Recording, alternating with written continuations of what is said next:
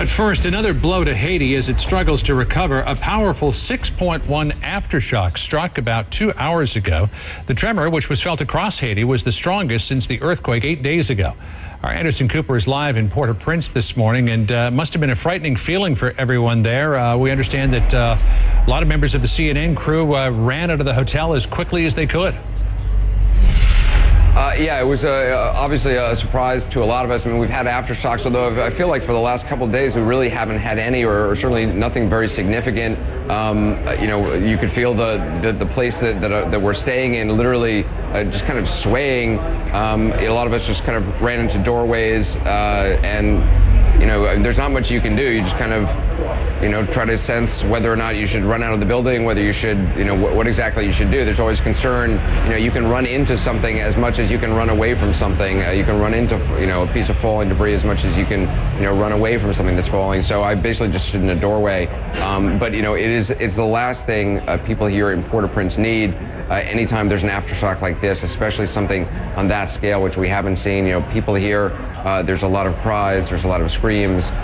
There's people just, you know, sleeping out in the streets, thousands of them, and they're very much afraid that, you know, debris will fall on them. People run away from any buildings. It's a very disconcerting feeling for the residents here. It will also be a problem for rescue workers as they try to pick through the rubble there and find people who are still alive. And Anderson, it's almost remarkable. But here we are 8 days after the initial earthquake, and survivors are still being pulled out of those collapsed buildings. And it's almost a miracle. And you were at the scene of one of those yesterday near the National Cathedral. Tell us about that.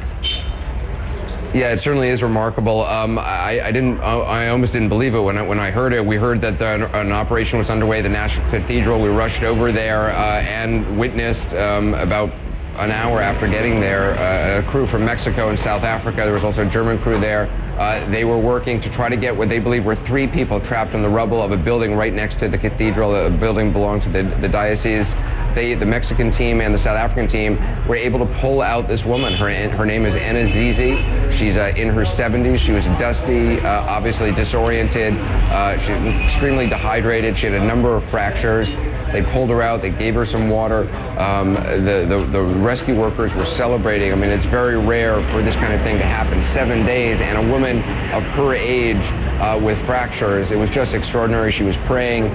They took her about a block away to a nearby park where medics had set up sort of a triage unit for injured people, and there wasn't much they could do for her there. They put an IV in her. They you know, listened to her heartbeat, but she needed surgery. She needed to deal. She needed a surgeon. She needed to deal with these fractures, which in a woman her age in this condition are life-threatening. And that's the other thing here. Even when someone is rescued alive, there's not necessarily some place to take them, and the medic who was there was very concerned. He didn't know where to bring her. Some aid organizations heard about her plight.